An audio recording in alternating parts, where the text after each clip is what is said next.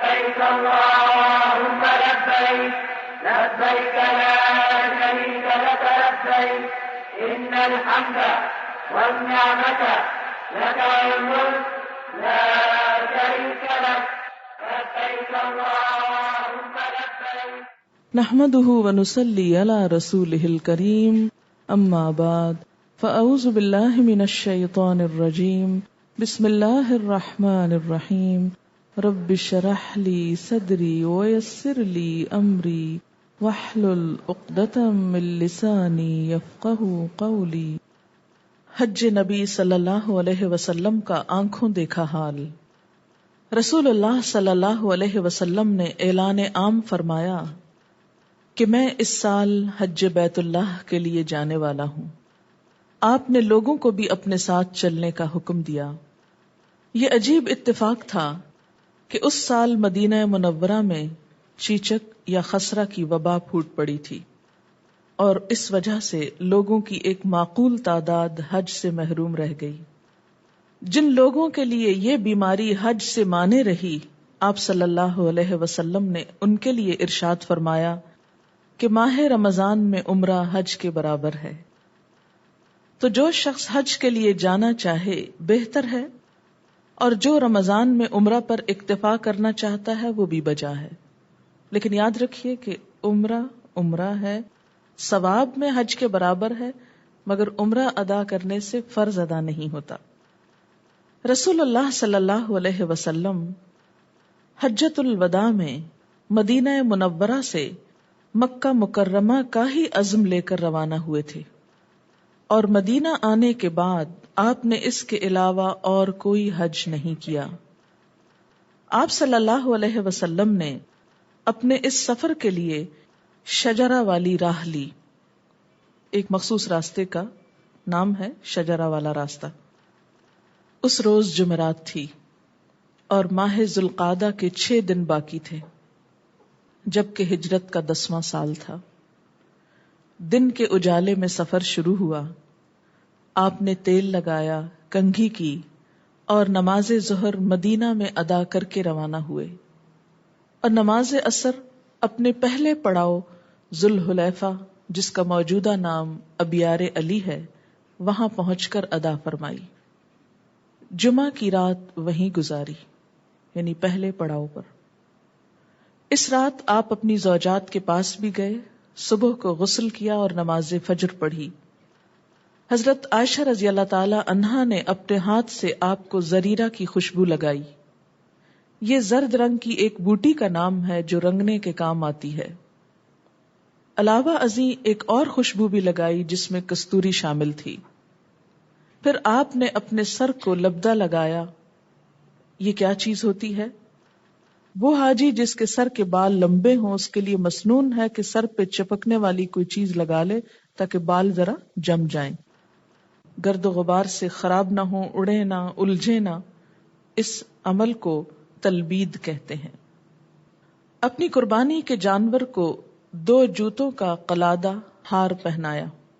رسم جو عربوں میں ہوتی تھی کہ جانوروں کے گلے میں جوتی کا ہار پہناتے تھے، یہ بتانے کو کہ یہ ہدی کے جانور ہیں. اور اس کے کوہان کے داہنی جانب معمولی سا چیرا لگایا، یہ ایک نشان کے طور پر کہ یہ حرم کی طرف سفر کیا جا رہا ہے، جس سے تھوڑا سا خون نکل آیا. یہ خون اس کے کوہان اور بالوں پر مل دیا جاتا ہے، ایک طرح سے رنگ لگ جاتا ہے. اس عمل کو اشعار کہتے ہیں. یہ ایک مسنون عمل ہے، اور یہ آپ صلی اللہ علیہ وسلم کی نفلی قربانی تھی، یعنی جس اونٹنی کو یہ لگایا گیا تھا وہ قربان بھی ہونے والی تھی. آپ صلی اللہ علیہ وسلم اپنی قربانی اس سفر میں اپنے ساتھ لے کر گئے تھے. پھر آپ صلی اللہ علیہ وسلم اپنی اونٹنی پر سوار ہو گئے، اور جب وہ مسجد ذی الحلیفہ کے قریب پہنچی اور دوسری بار کھڑی ہوئی تو آپ نے تلبیہ لبیک پکارنا شروع کیا. کب پکارنا شروع کیا؟ دوسری بار جب کھڑی ہوئی مسجد ذی الحلیفہ کے قریب پہنچ کر. لبیک اللہم لبیک لبیک لا شریک لک لبیک ان الحمد والنعمة لك والملك لا شريك لك لبيك اللهم لبيك لبيك لا شريك لك لبيك إن الحمد والنعمة لك والملك لا شريك لك. اور یہ ظہر سے کچھ پہلے کا وقت تھا. آپ صلی اللہ علیہ وسلم نے حج اور عمرہ دونوں کا اکٹھے تلبیہ پکارا، لبیک اللہم حج و عمرہ، اور اس نیت کو حج قران کی نیت کہتے ہیں. اور لوگوں کو بھی یہی ارشاد فرمایا کہ جو حج اور عمرہ دونوں کا تلبیہ کہنا چاہتا ہے کہے، اور جو صرف حج یا صرف عمرے کی نیت رکھتا ہے وہ بھی صحیح ہے، وہ اسی کا تلبیہ پکارے. آپ صلی اللہ علیہ وسلم کے ساتھ اس قدر زیادہ لوگ تھے کہ ان کی صحیح تعداد اللہ ہی جانتا ہے کہ کتنی تھی، یعنی گننے کا موقع نہ تھا. پھر آپ صلی اللہ علیہ وسلم نے تلبیہ پکارنا شروع کیا. الفاظ یہ تھے، لبیک اللہم لبیک لبیک لا شریک لک لبیک ان الحمد والنعمت لک والملک لا شریک لک. میں حاضر ہوں اے اللہ، میں حاضر ہوں، تیرا کوئی شریک نہیں، میں حاضر ہوں، تمام تعریفیں اور تمام نعمتیں تیری ہی ہیں، اور بادشاہت بھی تیری ہی ہے، تیرا کوئی شریک اور ساجھی نہیں. لبيك اللهم لبيك لبيك لا شريك لك لبيك إن الحمد والنعمة لك والملك لا شريك لك لبيك اللهم لبيك لبيك لا شريك لك لبيك إن الحمد والنعمة لك والملك لا شريك لك. کبھی ان الفاظ کے ساتھ ساتھ یوں بھی فرماتے رہے، لبیک الہ الحق، میں حاضر ہوں اے سچے معبود. جبریل امین تشریف لائے اور کہا کہ اپنے صحابہ کو حکم دیں کہ بلند آواز سے تلبیہ کہیں، یعنی دل دل میں نہیں بلکہ پکار کر. ابھی ذوالحلیفہ میں ہی تھے کہ حضرت ابو بکر صدیق رضی اللہ تعالی عنہ کی زوجہ محترمہ کے ہاں محمد بن ابی بکر رضی اللہ عنہ کی ولادت ہوئی. اس خاتون کے لیے آپ نے ارشاد فرمایا کہ یہ غسل کر کے اپنے آپ کو باندھ لے، احرام باندھے اور تلبیہ پکارے. چونکہ یہ خاتون نفاس کی حالت میں تھی تو اس سے کیا پتہ چلتا ہے کہ حالت نفاس میں احرام باندھا جا سکتا ہے، تلبیہ پکارا جا سکتا ہے. تب آپ نے میدان بیضاء میں نماز ظہر ادا فرمائی اور اس کے بعد کوچ کیا. مدینہ منورہ سے سفر شروع کرنے کے 8ویں دن بعد ذوالحج کا چاند نظر آ گیا. اللہ اکبر لا الہ الا اللہ واللہ اکبر وللہ الحمد. مقام صرف پہنچے تھے کہ حضرت عائشہ صدیقہ رضی اللہ تعالی عنہا کو ایام شروع ہو گئے جبکہ انہوں نے عمرے کا احرام باندھ رکھا تھا.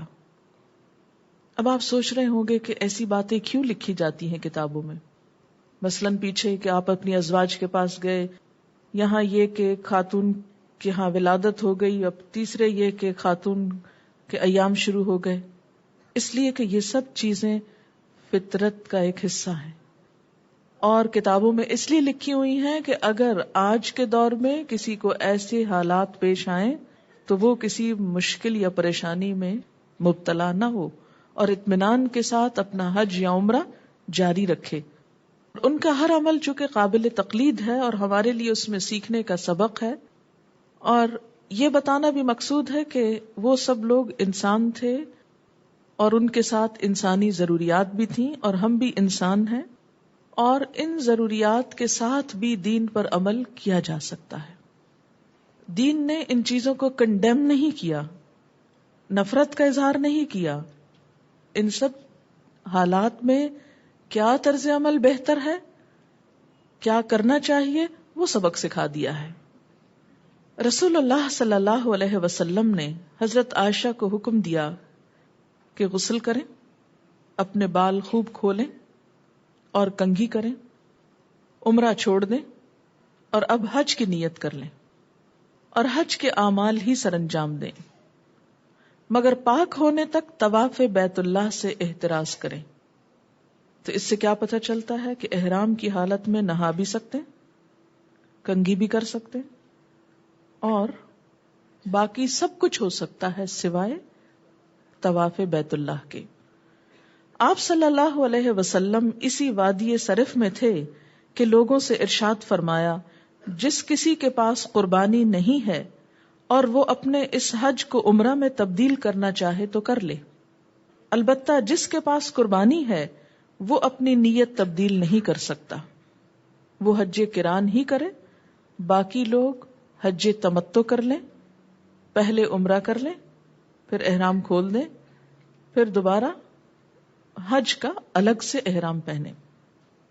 چنانچہ بعض نے اپنے حج کی نیت کو عمرے میں بدل لیا اور کچھ حج کی نیت پر ہی قائم رہے۔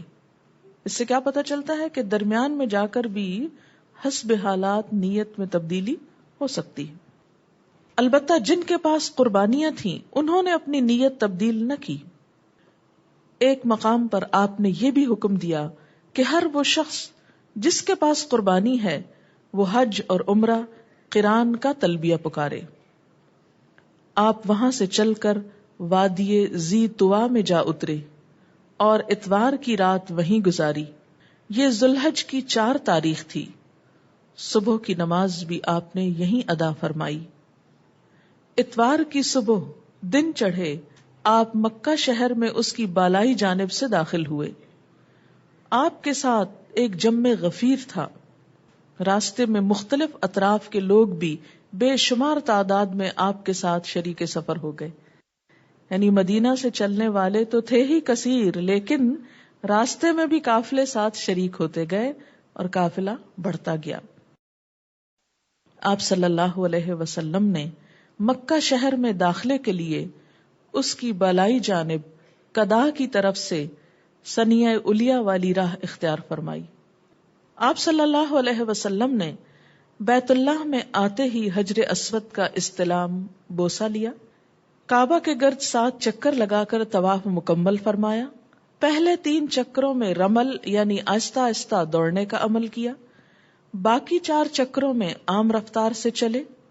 ہر چکر میں رکن یمانی کو ہاتھ سے چھوتے اور حجر اسود کو بوسہ دیتے تھے، لیکن شمالی طرف کے دوسرے 2 ارکان کو ہاتھ نہ لگایا، یعنی حجر اسود کو بوسہ دیا اور رکن یمانی کو ہاتھ لگایا اور باقی 2 کارنرز کو ٹچ ہی نہیں کیا۔ رکن یمانی اور حجر اسود کے درمیان یہ دعا پڑھتے تھے، ربنا آتنا فی الدنیا حسنۃ وفی الآخرۃ حسنۃ وقنا عذاب النار۔ اے ہمارے رب، ہمیں اس دنیا میں ہر طرح کی بھلائیاں عطا فرما اور آخرت میں بھی تمام تر خیرات و حسنات سے نواز اور ہمیں دوزخ کے عذاب سے محفوظ رکھ۔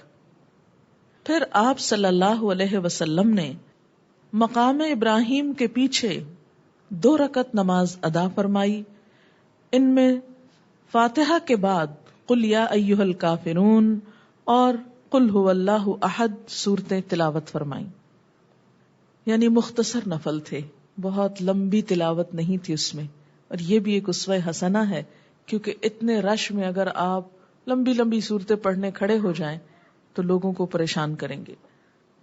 آپ صلی اللہ علیہ وسلم نے مقام ابراہیم، جہاں پر حضرت ابراہیم علیہ السلام کے پاؤں کے نشانات پر مشتمل پتھر ہے، آپ نے مقام ابراہیم کو اپنے اور کعبہ کے درمیان کر کے نماز پڑھی اور اس کے پاس آتے ہوئے نماز سے پہلے یہ الفاظ ادا فرمائے، وَاتَّخِذُوا مِن مَّقَامِ إِبْرَاهِيمَ مُصَلًّى، اور بنا لو مقام ابراہیم میں سے جائے نماز، نماز کی جگہ یعنی اس کے قریب۔ ادروائز اگر وہاں قریب جگہ نہ ہو تو پورے حرم میں کہیں بھی آپ یہ نفل پڑھ سکتے ہیں۔ ظاہر ہے کہ سب لوگوں کو تو اس جگہ نہیں ملی ہوگی، کہ جم غفیر تھا تو جہاں جہاں جس کو جگہ ملی اس نے نماز ادا کر لی۔ طواف کی سنتوں سے فارغ ہو کر آپ دوبارہ حجر اسود کے پاس گئے اور اس کو بوسہ دیا، دوبارہ حجر اسود کے پاس۔ بعد ازاں آپ صفا مروہ کی طرف روانہ ہوئے اور آپ کی زبان مبارک پر یہ الفاظ تھے، ان الصفا والمروۃ من شعائر اللہ ابدأ بما بدأ اللہ بہ. صفا مروہ اللہ کے دین کی نشانیوں میں سے ہیں، میں اسی سے ابتدا کرتا ہوں جس سے اللہ تعالیٰ نے ابتدا فرمائی یا ابتدا کا حکم دیا، یعنی صفا سے سعی کی ابتدا فرمائی. آپ نے صفا مروہ کے مابین 7 چکر لگائے جبکہ آپ اپنے اونٹ پر سوار تھے. صحیح سواری پر کی، اور یہ بھی آنے والے وقتوں کے لیے ایک نمونہ ہے، ایک رخصت اور اجازت کی شکل نظر آتی ہے، تو لوگوں کی صحیح ہو جائے گی. آپ صلی اللہ علیہ وسلم اپنے اونٹ پر سوار تھے، 3 چکروں میں قدرے تیز چلے اور باقی 4 میں عام رفتار سے. جب صفا پر چڑھتے تو قبلہ کی طرف رخ فرماتے، بیت اللہ کو دیکھتے، اللہ کی توحید اور تکبیر پکارتے. اللہ اکبر اللہ اکبر لا الہ الا اللہ واللہ اکبر اللہ اکبر وللہ الحمد. اللہ اکبر اللہ اکبر لا الہ الا اللہ واللہ اکبر اللہ اکبر وللہ الحمد. اللہ اکبر اللہ اکبر لا الہ الا اللہ واللہ اکبر اللہ اکبر وللہ الحمد. اور یوں کہتے، لا الہ الا اللہ وحدہ انجز وعدہ ونصر عبدہ وہزم الاحزاب وحدہ. اللہ کے علاوہ اور کوئی معبود نہیں، وہ اکیلا ہے، اس نے اپنا وعدہ پورا فرمایا، اپنے بندے کی مدد کی، اور اس اکیلے نے ہی تمام گروہوں کو پسپا کر دیا. اس کے بعد مزید دعا فرماتے، بعد ازاں مروہ پر بھی ایسا ہی کرتے، یعنی جب وہاں جا کے دوسری طرف رکتے مروہ کی طرف تو شروع کرنے سے پہلے یہی دعا پڑھتے. جب طواف کے بعد صفا و مروہ کی سعی بھی مکمل ہو گئی تو آپ نے ان تمام لوگوں کو حکم دیا جو اپنے ساتھ قربانیاں نہیں لائے تھے کہ احرام سے حلال ہو جائیں، احرام کھول دیں. ابتداءً ان کی نیت خواہ حج قران کی تھی یا حج افراد کی، ان کو رخصت ہے کہ خوشبو استعمال کریں، سلا ہوا لباس پہنے یا اپنی بیوی کے پاس جائیں، اور یہ رخصت 8 ذوالحج یوم الترویہ تک ہے. یہ لوگ 8 تاریخ کو حج کے لیے دوبارہ احرام باندھیں گے. اور جن لوگوں کے پاس قربانیاں تھیں انہیں ارشاد فرمایا کہ اپنے اس احرام کی حالت ہی میں رہیں، اور اپنے متعلق وضاحت فرمائی، لیکن میں تو قربانی ساتھ لایا ہوں، حلال نہیں ہو سکتا حتیٰ کہ قربانی کر لوں. حضرت ابوبکر صدیق، حضرت طلحہ، زبیر، عمر، حضرت علی رضی اللہ تعالی عنہم اجمعین اور دیگر بہت سے اصحاب کرام جو قربانیاں ساتھ لائے تھے وہ بھی حالت احرام ہی میں رہے اور حلال نہیں ہوئے.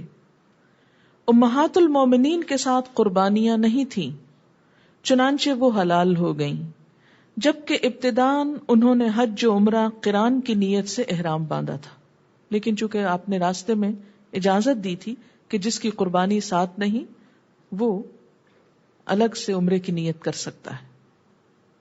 ایسے ہی حضرت فاطمۃ الزہرا رضی اللہ تعالی عنہا اور حضرت اسماء بنت ابی بکر رضی اللہ تعالی عنہا بھی حلال ہو گئیں، سوائے حضرت عائشہ کے، کیونکہ ان کے ایام شروع ہو گئے تھے. حضرت علی رضی اللہ تعالی عنہ نے جناب فاطمہ رضی اللہ تعالی عنہا کی شکایت کی کہ وہ حلال ہو گئی ہیں تو رسول اللہ صلی اللہ علیہ وسلم نے انہیں بتایا کہ میں نے ہی اسے یہ ہدایت کی ہے. حضرت سراقہ رضی اللہ تعالی عنہ نے، معلوم ہے یہ کون؟ جب آپ ہجرت کر کے جا رہے تھے تو انہوں نے پیچھا کیا تھا. حضرت سراقہ رضی اللہ تعالی عنہ نے حضور صلی اللہ علیہ وسلم سے دریافت کیا کہ یا رسول اللہ صلی اللہ علیہ وسلم، ہمارا یہ عمل یعنی تمتع صرف اسی سال کے لیے خاص ہے یا ہمیشہ کے لیے اس کی رخصت ہے؟ کہ حج اور عمرے کے لیے الگ الگ احرام. آپ صلی اللہ علیہ وسلم نے اپنے دونوں ہاتھوں کی انگلیوں کو ایک دوسرے میں ڈالتے ہوئے فرمایا، نہیں نہیں، بلکہ یہ ہمیشہ ہمیشہ کے لیے ہے اور عمرہ حج میں شامل ہو گیا ہے. جو لوگ رسول اللہ صلی اللہ علیہ وسلم سے علیحدہ دوسرے راستوں سے حج کے لیے آئے تھے اور انہوں نے نبی صلی اللہ علیہ وسلم کے احرام کی مانند احرام باندھا تھا، نیت حج کی تھی، تو آپ نے انہیں حکم دیا کہ وہ اپنے اپنے حال پر قائم رہیں، جو نیت کی ہے اسی پہ قائم رہیں. چنانچہ جو لوگ قربانی اپنے ساتھ لائے تھے وہ حلال نہ ہوئے. حضرت علی رضی اللہ تعالی عنہ قربانی ساتھ لائے تھے، اس لیے وہ حلال نہ ہوئے. اگر مجھے یاد پڑتا ہے تو یہ اس وقت یمن سے تشریف لا رہے تھے. مگر حضرت ابو موسیٰ رضی اللہ تعالی عنہ کی قربانی ان کے ساتھ نہ تھی، اس لیے وہ حلال ہو گئے.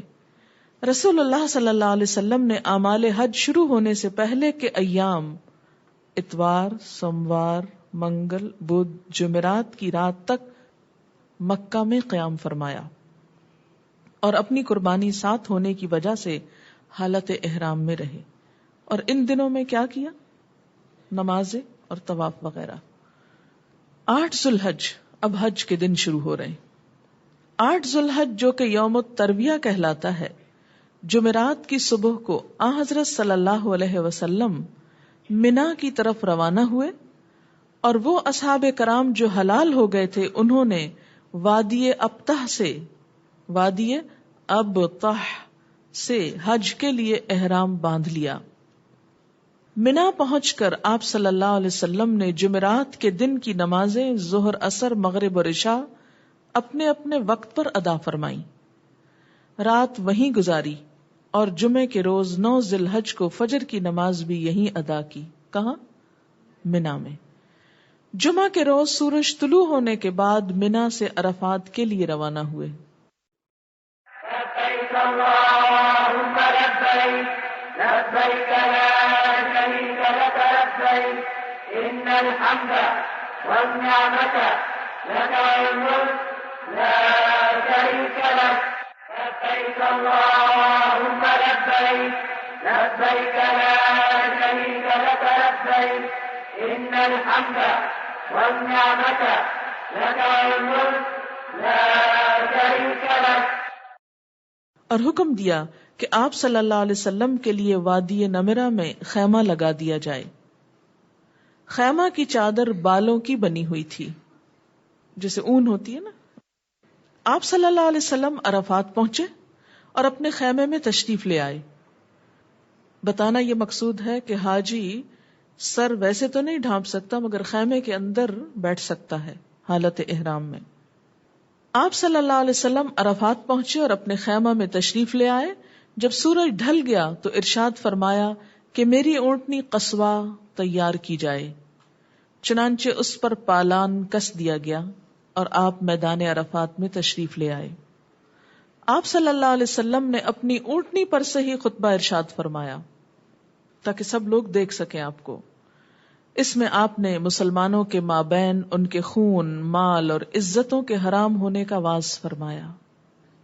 اب یہ دیکھیے اسلام کا حسن کہ سب لوگ جمع ہوئے ہیں اللہ کی عبادت کے لیے اور ان کا دھیان کدھر موڑ دیا گیا؟ انسانوں کے حقوق ادا کرنے کی طرف. اس سے کیا پتہ چلتا ہے کہ اسلام میں حقوق اللہ اور حقوق العباد ساتھ ساتھ ہیں. عین عبادت کے موقع پر بھی حج کے دن کس چیز کی تلقین کی جا رہی ہے؟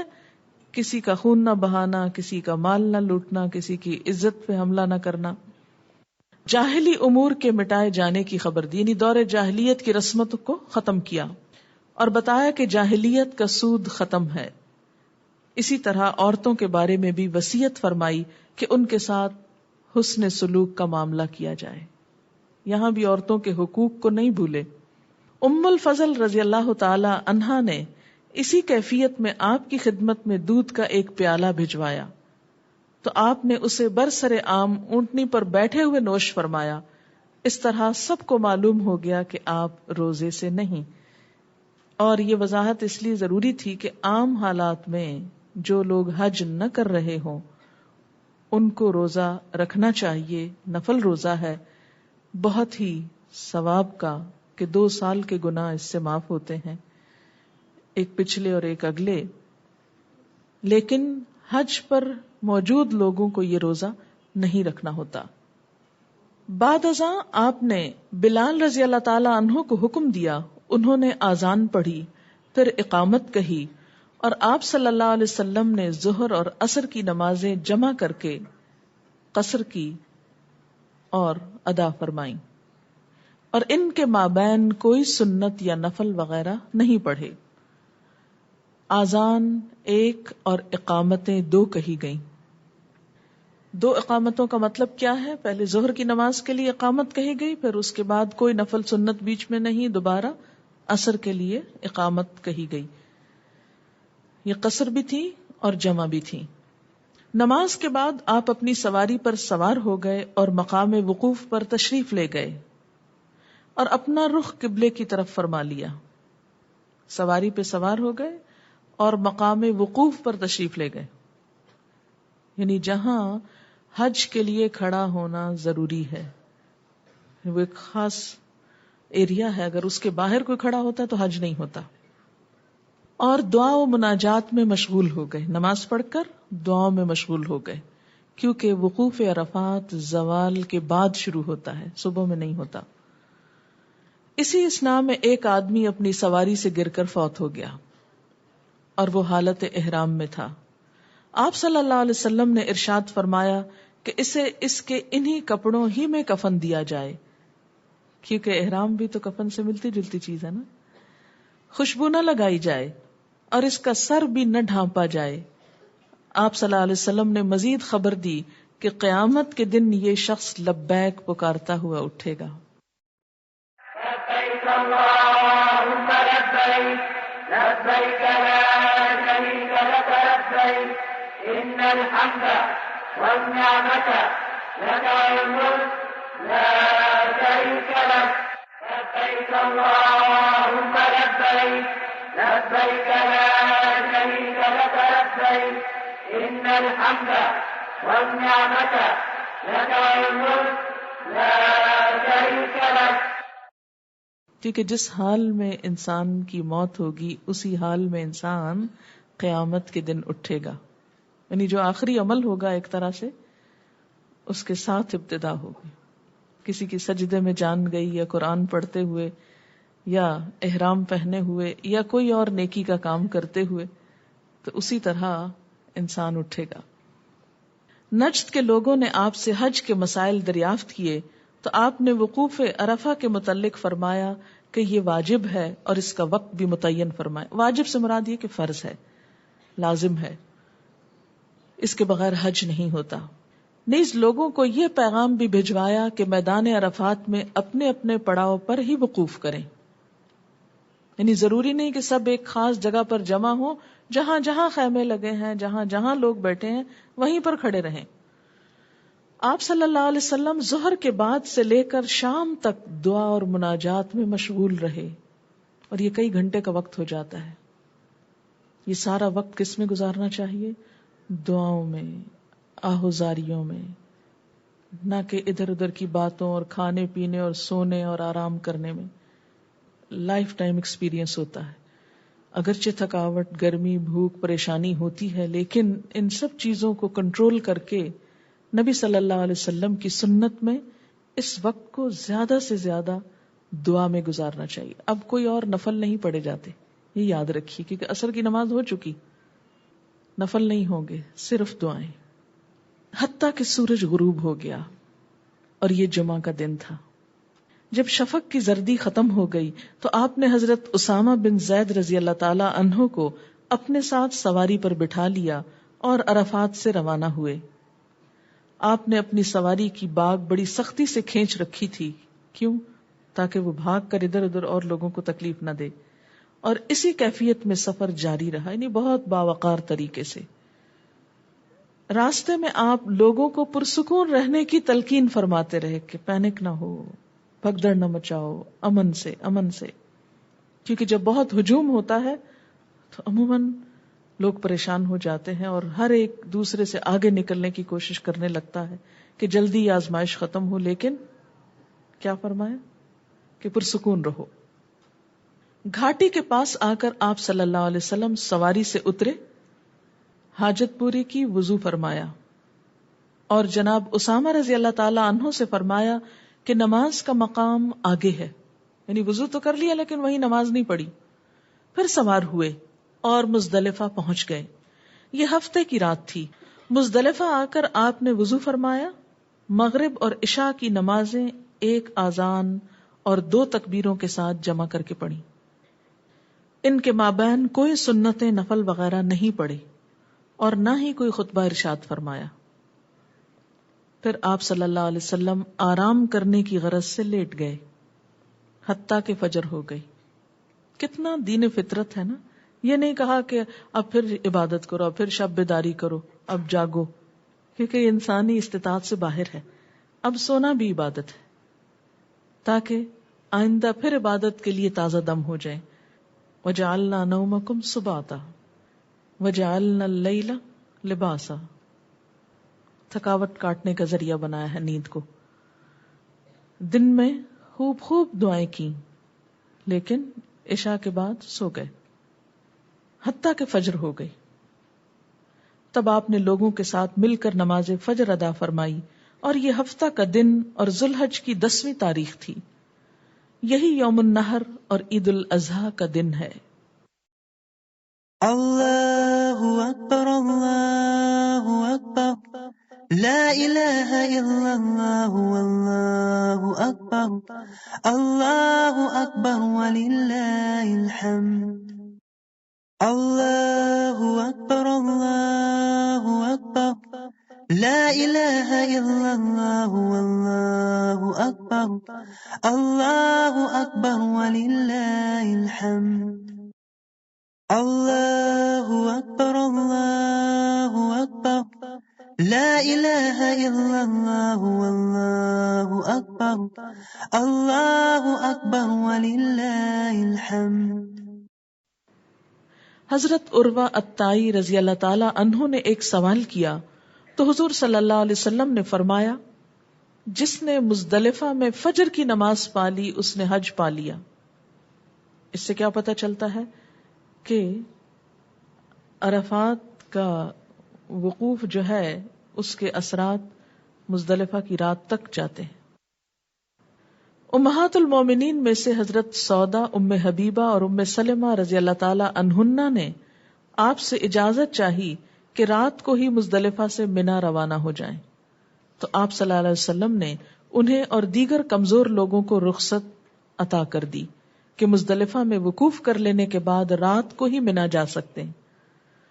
اور ایسا کیوں کیا؟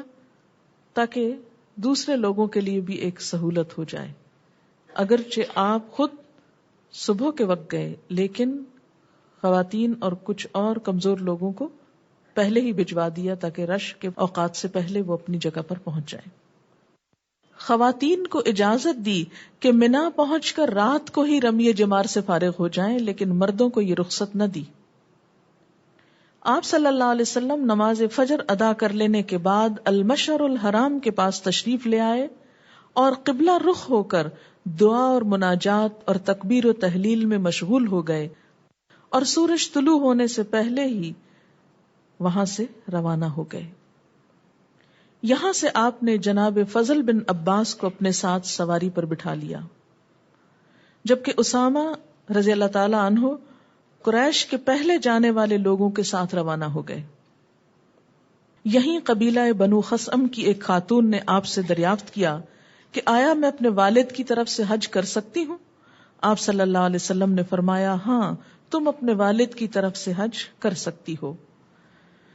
آپ نے اپنی اونٹنی کو حرکت دی اور منا کی راہ میں جب وادی محصر کے دامن میں پہنچے تو درمیان والی راہ اختیار فرمائی جو جمرہ کبریٰ پر آ نکلتی ہے.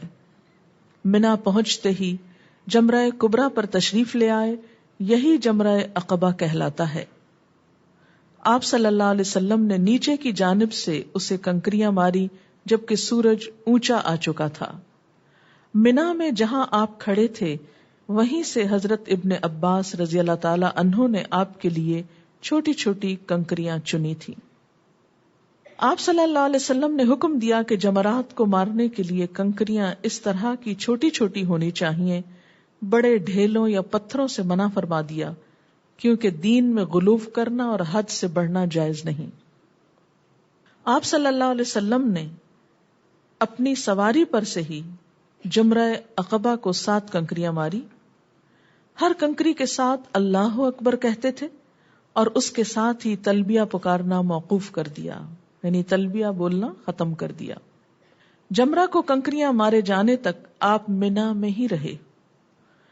حضرت بلال رضی اللہ تعالیٰ عنہ اور حضرت اسامہ رضی اللہ تعالیٰ عنہ دونوں کو آپ کی خدمت کا موقع میسر آیا۔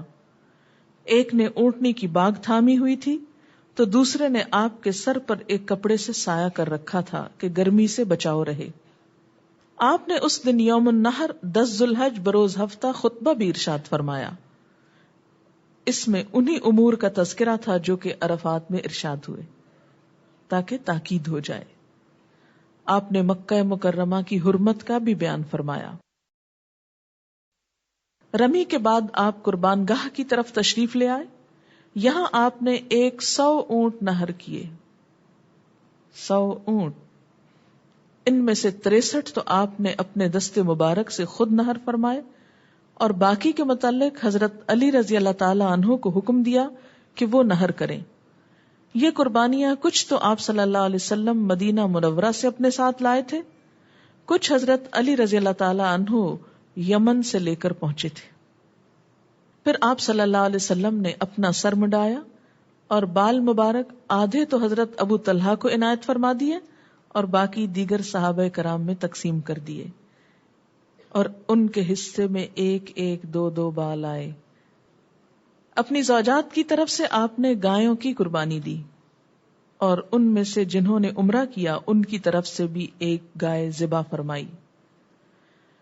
مزید 2 چتکبرے مینڈھے بھی آپ نے ذبح کیے۔ یہ سب کچھ الگ الگ اس لیے کہ اس بات کا علم ہو جائے کہ یہ سب جائز ہے، درست ہے۔ اصحاب کرام میں سے کچھ نے اپنے سر کے بال منڈائے، کچھ نے کتروائے، یعنی ٹرمنگ کرائی، پورے نہیں منڈوائے۔ آپ نے سر منڈوانے والوں کے لیے 3 بار دعائے مغفرت کی اور دوسروں کے لیے 1 بار۔ قربان کیے گئے اونٹوں کے متعلق فرمایا کہ ان میں سے ہر ایک سے گوشت کا 1 ٹکڑا لیا جائے، یعنی جتنے اونٹ قربان کیے تھے ان سب میں سے 1 ٹکڑا لیا۔ یہ کیوں؟ تاکہ پتہ چلے کہ قربانی کا گوشت کھانا چاہیے اور کھانا درست ہے، کہیں صدقہ سمجھ کر اس کو دور نہ کر دیا جائے۔ چنانچہ اسے ایک دیگچے میں ڈال کر پکایا گیا تو آپ صلی اللہ علیہ وسلم اور حضرت علی رضی اللہ تعالی عنہ نے اسے مل کر کھایا اور شوربہ نوش فرمایا۔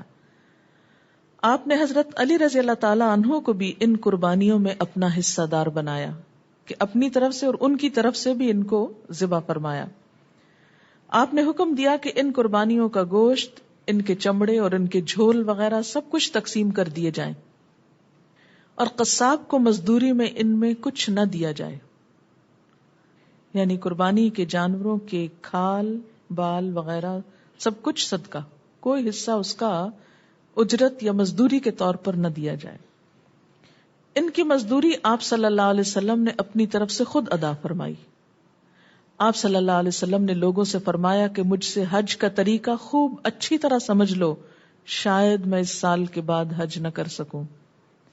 آپ نے بتایا کہ میدان عرفات سارے کا سارا مقام وقوف ہے سوائے دامن ارنا کے، اس طرح مزدلفہ سارے کا سارا مقام وقوف ہے سوائے وادی محصر کے، اور منا سارے کا سارا قربان گاہ ہے، نیز مکہ کی گلیاں راستے بھی مقام قربانی ہے، یعنی اگر منا کے اندر کوئی نہیں کر پایا اور باہر کیا تو ہو گئی قربانی۔ طواف افاضہ کے لیے جانے سے پہلے آپ صلی اللہ علیہ وسلم نے خوشبو لگائی۔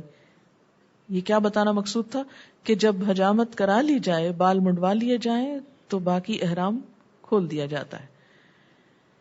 یہ خوشبو آپ کو حضرت عائشہ رضی اللہ تعالی عنہا نے لگائی، جس میں کستوری شامل تھی، اور یہ ہفتے کا دن تھا۔ پھر آپ اسی ہفتے کے روز ہی مکہ کی جانب سوار ہو چلے۔ چنانچہ وہاں پہنچ کر آپ نے ظہر سے پہلے طواف افاضہ کر لیا۔ چاہے زمزم یعنی زمزم کے کنویں سے پانی کھینچنے والے کے ہاتھ سے ڈول لے کر زمزم پیا، یعنی ڈائریکٹ زمزم پیا، پھر منا کو واپس تشریف لائے اور یہاں آ کر ظہر کی نماز پڑھی. اور ایک بیان یہ بھی ہے کہ ظہر کی نماز آپ نے مکہ میں ہی ادا فرمائی تھی. یہ تھوڑا سا اختلاف کیوں ہو جاتا ہے؟ ہو سکتا ہے آپ نے طواف کے نفل ادا کی ہوں, لوگوں نے یہ سمجھا ہو کہ شاید یہ ظہر ہوئی, کیونکہ اتنے بڑے کراؤڈ میں بعض اوقات ہر چیز ڈائریکٹ دیکھنے کا موقع نہیں ملتا, تو روایات میں بعض اوقات ایسی چیز آ جاتی. اسی روز حضرت ام سلمہ رضی اللہ تعالی عنہا نے اپنے اونٹ پر سوار ہو کر لوگوں کے پیچھے سے بیت اللہ کا طواف کیا. وہ کچھ بیمار تھیں. اس سے بھی کیا رخصت پتہ چلتی ہے کہ اگر کوئی شخص پیدل طواف نہیں کر سکتا تو سواری پر بھی طواف کیا جا سکتا ہے. اور رسول اللہ صلی اللہ علیہ وسلم نے انہیں اس بات کی اجازت دی. اسی روز حضرت عائشہ رضی اللہ تعالی عنہا نے بھی بیت اللہ کا طواف کیا کہ وہ اس روز ماہانہ ایام سے پاک ہوئی تھی, جبکہ عرفہ کے روز وہ حائضہ تھی. حضرت صفیہ رضی اللہ تعالی عنہا نے بھی اس روز طواف کر لیا. بعد ازاں منا سے کوچ کی رات ان کے ایام شروع ہوئے. جب آپ صلی اللہ علیہ وسلم منا پہنچے تو لوگوں نے آپ سے مختلف سوالات دریافت کیے. اس سے کیا پتہ چلتا ہے؟ منا میں ایک تو وقت بہت ہوتا ہے, تو کچھ نہ کچھ علم کی بات وہاں ہونی چاہیے. یہ بھی ایک سنت ہے کہ رمی جمار, سر منڈانے, قربانی کرنے یا طواف افاضہ میں کچھ تقدیم و تاخیر ہو گئی ہے. کیا مانا کہ کسی کی قربانی پہلے ہو گئی اور حجامت بعد میں, کسی نے حجامت پہلے کرا لی اور قربانی بعد میں, کسی نے طواف پہلے کر لیا اور رمی بعد میں. تو یہ آگے پیچھے جو چیزیں ہو گئیں تو اس کے بارے میں لوگ پریشان تھے کہ معلوم نہیں سیکوینس کے بدلنے سے ریچولز ادا ہوئے کہ نہیں. تو آپ نے کیا فرمایا؟ لا حرج, اس میں کوئی حرج نہیں. آپ صلی اللہ علیہ وسلم نے ہفتہ کا یہ بقیہ دن, پھر اتوار کی رات اور اتوار کا دن 11 ذوالحج, سموار کی رات اور سموار کا دن 12 ذوالحج, منگل کی رات اور منگل کا دن 13 ذوالحج, یعنی ایام تشریق منا ہی میں گزارے. قرآن پاک میں آتا نا من تعجل فی یومین فلا اثم علیہ, یعنی جو 12 کو آ جائے واپس تو کوئی حرج نہیں. ومن تأخر, اور جو 13 تک لیٹ ہو جائے فلا اثم علیہ, تو اس پر بھی کوئی گناہ نہیں. ان دنوں میں آپ صلی اللہ علیہ وسلم ہر روز زوال کے بعد تینوں جمرات پر جا کر کنکریاں مارتے رہے. قریبی جمرہ جو منا کی جانب ہے اس سے ابتدا کرتے, کنکریاں مارنے کے بعد بڑی لمبی دعا کرتے, پھر درمیانی جمرہ کے پاس آتے, کنکریاں مارتے, پھر لمبی دعا کرتے, اور آخر میں جمرہ عقبہ کو کنکریاں مار کر چلے آتے. یہاں دعا نہ کرتے, کنکریاں مارتے ہوئے ہر کنکری کے ساتھ اللہ اکبر کہتے. اللہ اکبر اللہ اکبر لا الہ الا اللہ واللہ اکبر اللہ اکبر وللہ الحمد. اللہ اکبر اللہ اکبر لا الہ الا اللہ واللہ اکبر اللہ اکبر وللہ الحمد. آپ صلی اللہ علیہ وسلم نے اتوار کے روز 11 ذوالحج کو بھی خطبہ ارشاد فرمایا, اور یہ بھی بیان کیا گیا ہے کہ سوموار 12 ذوالحج کو بھی خطبہ دیا, یعنی ساتھ ساتھ عبادت کے تعلیم بھی ہوتی رہی. ان خطابات میں آپ صلی اللہ علیہ وسلم مسلمانوں کے مابین ان کی عزتوں, ان کے خونوں اور ان کے اموال کی اہمیت اور حرمت کا بیان فرماتے رہے. اس سے پتہ چلتا ہے کہ دین کی اسپرٹ کیا ہے, دین کس لیے آیا ہے, اور یہ کہ بیت اللہ کی حرمت کا بھی پاس رکھے, کیونکہ بیت اللہ ایسی چیز ہے نا جو سب کو جوڑنے والا, اکٹھا کرنے والا. ہر قسم کے لوگ وہاں اکٹھے ہو جاتے ہیں جو یہاں الگ الگ بٹے رہتے ہیں. آپ صلی اللہ علیہ وسلم کے چچا حضرت عباس رضی اللہ تعالی عنہ نے آپ سے رخصت چاہی کہ منا کی راتیں مجھے مکہ میں گزارنے کی اجازت عنایت فرمائیں تاکہ حجاج کو پانی پلانے کی خدمت سر انجام دے سکوں. چنانچہ انہیں اجازت دے دی گئی. عام حجاج کے لیے کیا حکم ہے کہ منا کی راتیں بھی منا میں گزاریں, الا یہ کہ کوئی اہم کام ہو, جیسے یہ تھا. ایسے ہی چرواہوں کو بھی منا سے باہر چراگاہوں میں رہنے کی اجازت دی, جانوروں کی حفاظت وغیرہ کے لیے. ایام تشریق کے آخری دن 13 ذوالحج منگل کے روز آپ صلی اللہ علیہ وسلم منا سے روانہ ہو کر وادی محصب تشریف لائے. یہ دن یوم النفر, روانگی کا دن کہلاتا ہے. وادی محصب میں آپ کے لیے خیمہ لگا دیا گیا, اور یہ خدمت حضرت ابو رافع رضی اللہ تعالی عنہ نے سر انجام دی. یہی آپ کے منتظم سفر تھے. آپ صلی اللہ علیہ وسلم نے اپنے اس پڑاؤ میں ظہر، عصر، مغرب اور عشاء کی نمازیں ادا فرمائیں۔ 14 ذوالحج بدھ کی رات آپ نے یہیں بسر کی۔ حضرت عائشہ رضی اللہ تعالی عنہا نے شوق کیا کہ ایک عمرہ کر لیں کہ اب وہ پاک ہو گئی تھی، کیونکہ اس پورے سفر میں وہ عمرہ نہیں کر سکی تھی۔ تو آپ صلی اللہ علیہ وسلم نے ان کے بھائی حضرت عبد الرحمن بن ابی بکر کو حکم دیا کہ ان کو تنعیم سے عمرہ کروا لائیں۔ چنانچہ انہوں نے ایسا ہی کیا اور خود مکہ سے باہر بالائی جانب ان کا انتظار کرتے رہے کہ یہ عمرے سے فارغ ہو کر آ جائیں۔ آپ صلی اللہ علیہ وسلم نے لوگوں کو واپسی کا حکم دیتے ہوئے ارشاد فرمایا کہ یہاں تمہارا آخری عمل طواف بیت اللہ ہونا چاہیے، الا یہ کہ کوئی خاتون حیض سے ہو، اس کو اس عمل سے رخصت ہے۔ کس سے؟ طواف وداع سے۔ لیکن کسی کو بھی طواف افاضہ سے رخصت نہیں ہے کسی بھی حالت میں، کیونکہ اس کے بغیر حج ہی نہیں ہوتا۔ آپ صلی اللہ علیہ وسلم سحر کے وقت نماز فجر سے پہلے بیت اللہ میں تشریف لائے اور طواف وداع کیا، اور شہر کی زیریں جانب قدا ثنیہ سفلا کی راہ سے واپس تشریف لے آئے، جس کو مسفلا نہیں آج کل بولتے۔ اسی راہ میں حضرت عائشہ رضی اللہ تعالی عنہا سے ملاقات ہوئی تھی جب کہ آپ طواف وداع کے لیے تشریف لے جا رہے تھے اور وہ عمرہ سے فارغ ہو کر واپس آ رہی تھی۔ طواف وداع کے بعد آپ صلی اللہ علیہ وسلم نے قافلے کی روانگی کا حکم دیا اور مکہ کی زیریں جانب سے مدینہ منورہ کو روانہ ہو گئے۔ آپ صلی اللہ علیہ وسلم کی مکہ مکرمہ میں آمد، منی اور عرفات کو روانگی اور وادی محصب پہنچنے تک کی کل مدت 10 روز ہے۔ یعنی اس وقت بھی جب کہ سفر اتنے مشکل تھے، حج کا کل وقت آپ نے کتنا صرف کیا؟ 10 days۔ اس طرح چلتے چلتے آپ ذوالحلیفہ پہنچے، یہاں رات گزاری۔ مدینہ منورہ کی آبادی دیکھ کر آپ نے 3 بار اللہ اکبر کہا اور یہ دعا پڑھی: لا الہ الا اللہ وحدہ لا شریک لہ لہ الملک ولہ الحمد وہو علی کل شیء قدیر، آئبون تائبون عابدون سائحون ساجدون لربنا حامدون، صدق اللہ وعدہ ونصر عبدہ وانجز وعدہ وہزم الاحزاب وحدہ۔ اللہ کے علاوہ اور کوئی لائق عبادت نہیں، وہ اکیلا ہے، اس کا کوئی شریک نہیں، حکومت اسی کی ہے، تعریفیں بھی اسی کی، اور وہ ہر چیز پر قادر ہے۔ ہم واپس آنے والے ہیں، توبہ کرنے والے ہیں، عبادت کرنے والے ہیں، روزہ رکھنے والے ہیں، سجدہ کرنے والے ہیں، اپنے رب کی حمد کرنے والے ہیں۔ اللہ نے اپنا وعدہ سچ کر دکھایا، اپنے بندے کی مدد فرمائی، اور اس اکیلے نے ہی تمام گروہوں کو پسپا کر دیا۔